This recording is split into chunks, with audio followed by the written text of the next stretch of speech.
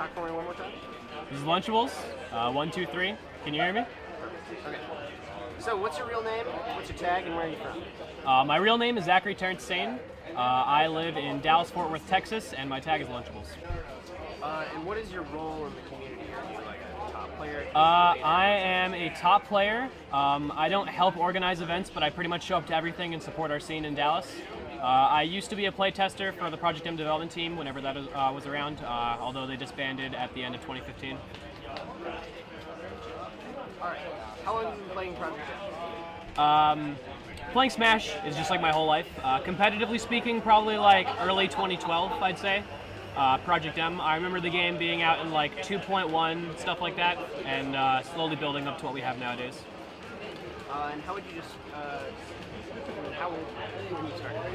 Well, I was actually probably 12. I was born in 2000, so you know whatever like the year is, like the last 2 digits, it's just kind of my like my birthday. Born January 7th, so it's been about what 4 years now, 4 or 5 maybe, since it was like end of 2011, beginning of 2012, to where I am now. So. How would you describe your playstyle? Calculated risks. In Smash, you're going to have to accept that at the end of the day, both you and your opponent aren't perfect. But if you play with proper positioning and wait for your opponent to mess up, you can capitalize on just about anything. What do you think sets you apart from other Toon Link players? Toon Link players, actually, I'm not too sure about. There's been a lot of other Toon Link players that are like up and coming. There's DVD, who's like the main one, and I'd say our playstyles are actually pretty similar. He's like a contender for probably the best one at the moment. I, in particular, I'm a lot more aggressive, and I like abuse grounded movement and stuff like that, while other Toon Links are pretty like item-oriented and stuff like that. Like they're a lot more heavy on like bomb gameplay, as to where I'm just like cut and dry, like bomb into like a move, into throw, into combo. So. And just one quick note. When you answer the rest of the questions, try and do it in full sentences. So like, what separates me from other Toon Links? Okay. What about what separates you from other Roy players? What separates me from other Roy players, there aren't exactly many other Roy players. The one that's classic and will always be in the Hall of Fame is definitely Cephalon, and he was definitely a lot more of a read-oriented player. He would hunt people down and strike fear into their souls. He literally would just hunt you down. Like, his goal was to win, and that was all he came for. As to where my playstyle kind of goes back to the whole like movement and like position-oriented thing, where I capitalize on my opponent's mistakes and go from there instead of like hunting down and going for blood. So you made a shift recently from Toon Link to Roy. What caused that? Toon Link's gameplay, or the reason I switched from Toon Link to Roy for the most part is because Toon Link's gameplay is a lot. At actual top of a play, the counterplay to Toon Link revolves around like shielding and getting around bomb play, and in order to beat that as Toon Link, you have to camp them back, which kind of isn't really my thing. Although I am about playing smart and I am about playing safe, camping is not really one of my like favorite things. As to where with Roy, at the end of the day, if my opponent's trying to like spam shield and do like defensive options, I can blow them up for it. Is the camping thing like? Do you have anything against that, or is it just? No, I respect. When it comes to camping, it's not that I like disrespect it. If my opponent is playing to win in whatever way they want to, I completely respect that because that's what the game is about at the end of the day. But I personally don't enjoy playing like 5 or 6 minute matches where I throw bombs from platforms. Partly because I also feel like my playstyle just isn't good at it. I think I fit a lot more of Roy's gameplay. It doesn't mean I'm necessarily going to drop Toon Link, but I definitely want to focus on Roy as like a game 1 character.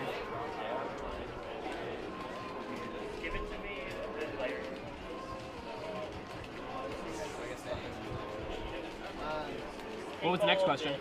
What characters do you plan to focus on in the future? Well, I actually could answer that.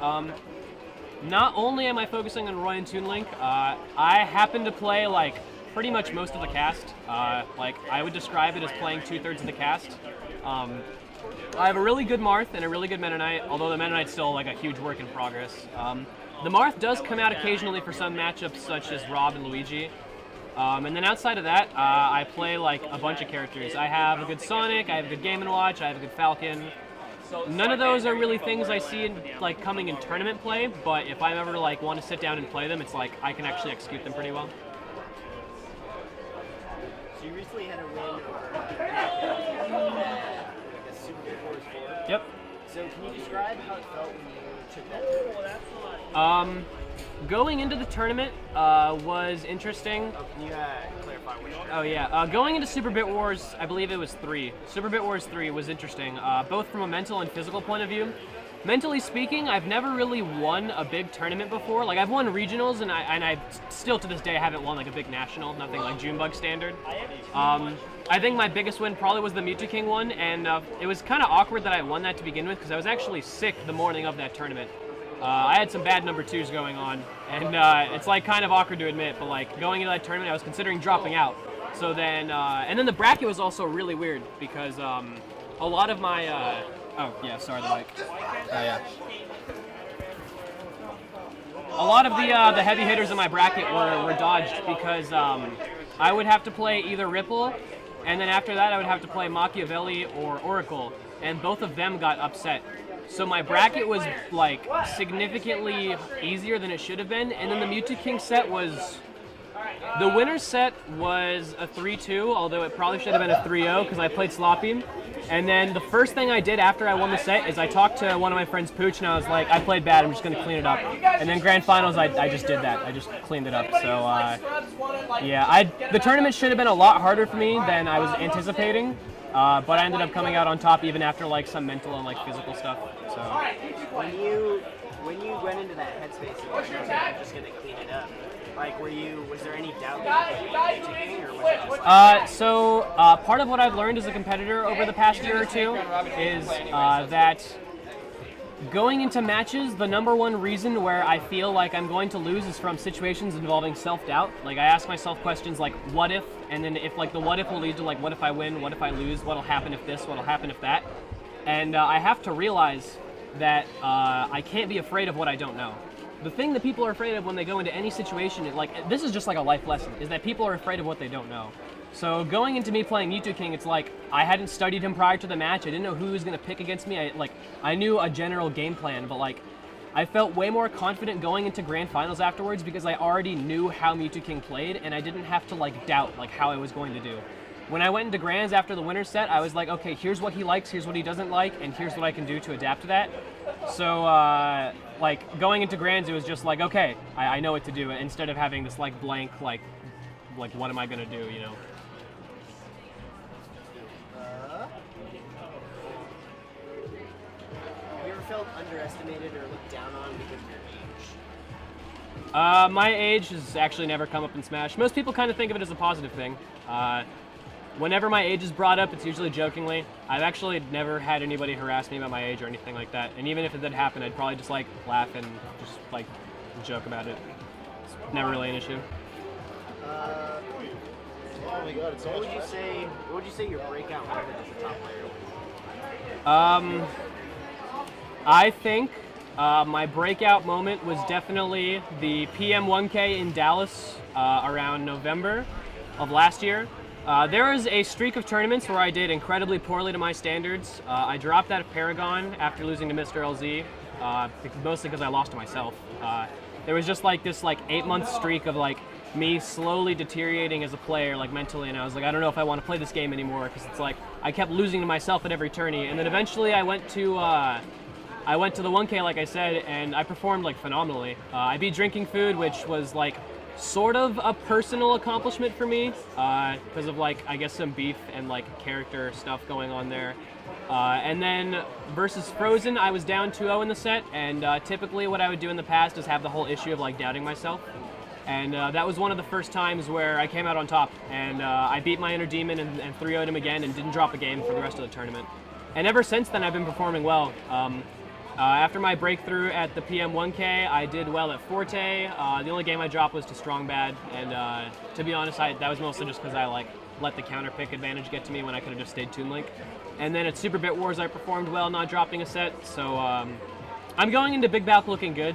I've definitely got some threats coming up, and I don't know some matchups that I'm going into. So it's I'll go from here.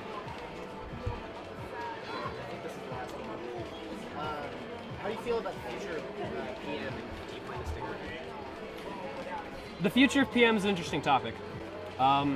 There's like a few different routes that it could go on. What you have to remember about PM at the end of the day is because of the situation we're in with like legal issues and stuff like that, our tournaments and like the amount we can go into them, the cap is set by ourselves. We're the only people that can push ourselves. So tournaments like the Big Balcony and like LTC and Smash and Splash, it's like all of those tournaments don't have like funding from like official sponsors, and the only way we can grow is like through ourselves. So where like I feel like the big turning point for where PM is going to go is dependent on what happens right after the PM circuit finishes. The PM circuit is like all these events we've got going on, like the Big Balcony leading up to a final thing, and then what happens after that is like a big question mark. Like I don't know if the game's going to like die out afterwards, or if we're going to keep growing, or if we like switch to a new game or like a new build or something like that. Because like at that point we don't really have a direction. So it's literally just dependent on us and all the people you see behind me and all the people watching this. So. Is there anything else you want to add? Shout outs to my sponsor, FXDFW. I actually have the shirt on under it. I'm going to be wearing that, or like my FX shirt this weekend, but right now I'm just in my PJs just chilling because it's the training day. So shout outs to them. Shout outs to Squander Squad, my homies back in Dallas. They actually traveled with me to this event. We did a 20-hour road trip. It's not like a sponsor or anything, it's just like a group of my friends. And yeah, that's about it. Sweet.